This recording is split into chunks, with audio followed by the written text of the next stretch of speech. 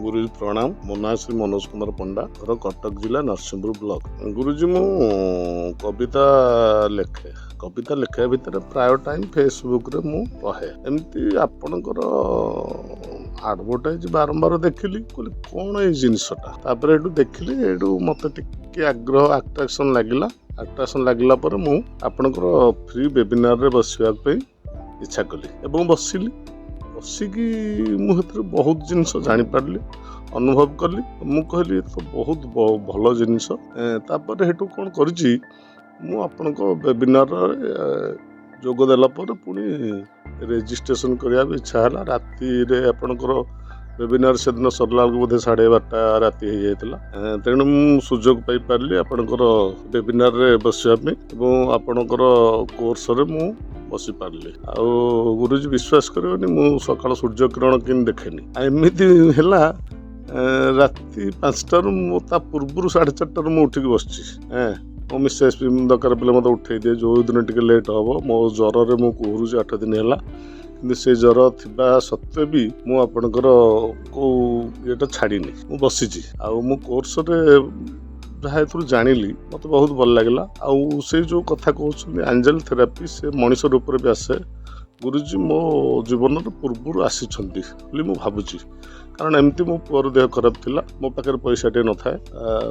से टाइम जड़े भद्र व्यक्ति कटक से हाथ बढ़ेले 6 ରୁ 7 लाख टका खर्च करके मो पुआ को सुस्थ करके मो घर छाड़देले। से दिन ठू से मोर बंधु हो गले। मुझे जान नी, चिन्ह नी, कि ना रक्त संपर्क ना कौन कि जान नी। तेणु सेटा गोटे मिराकल है। आउ गोटे ये मो बाहागर झीर बाहागर ठीक है। स्टेट बैंक मैनेजर शुणिले से बंधु कहले एत बड़ चांस छाड़नी, 20 लाख खर्च हेल्ले भी मुझे देवी, तेणु कर चल। निर्बंध मंडप पर मत 8 लाख टंका आनी बैग सह धरईदे। देवदूत क्या कहते गुरुजी, मु तो आगुरी पाई सारी, एबे तो पाइला पर मो हार्ट को पूरा टच कला।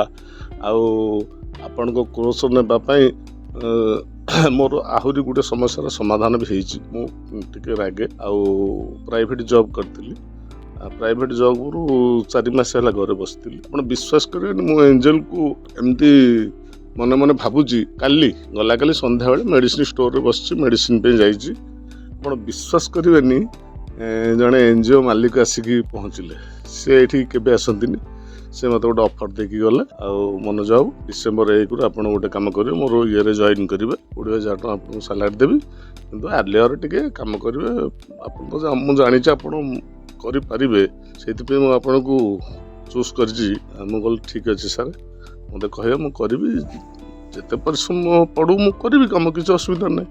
एमती तेणु मु जापारि एंजल थेरापी कोर्स पावर केते अच्छी, एंजल मानकर पावर केते अच्छी। आउ गार्डियन एंजल को तो मु प्रथम दिन पाईगली। गुरुजी मु 3टी ना पाई, 3टी ना कौ 2टा रखी। गोटे पाई लिजा, फास्ट लिजा नाटा मो आखि आगे खाली नाचिला। तापर मु कहली आउ कहीं किसी देखा जाऊना।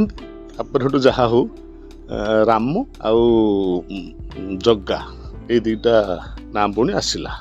आउ गोटे मिराकल होगला गुरुजी। परदिन मु सकाळू मु एंजल को मन मन भाभी भाभी घर बाहर, जस्ट पदा को बाहर बेलू 50 ରୁ 55 60 खंडे प्रजापति और व्हाइट कलर घर बगीचा सामना मुझे देखिली। आउ जस्ट पाद पकई से गोटे अचिन्हा चढ़ईर पर पड़ी सामने।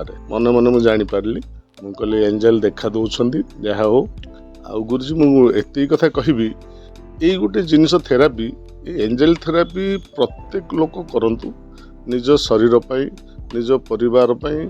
एवं समय बंचिले पाख पड़ोसी किसी लोक दुखी दरिद्र जो मैंने खर्च करके ट्रिटमेंट हो पारना से सहयोग करंतु। खुशी से जहाँ दौरान ताकू ग्रहण करंतु, जिद्दी करंतु नहीं। लोक मैंने उपकृत हेले, जनता दनार्दन से भगवान तांको देहरे भी अच्छा।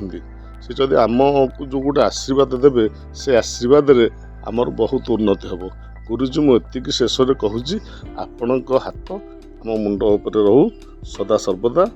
आमे भी आपण सांगे हाथ धरिकी चलू, ये कहीकि मुझे जय जगन्नाथ।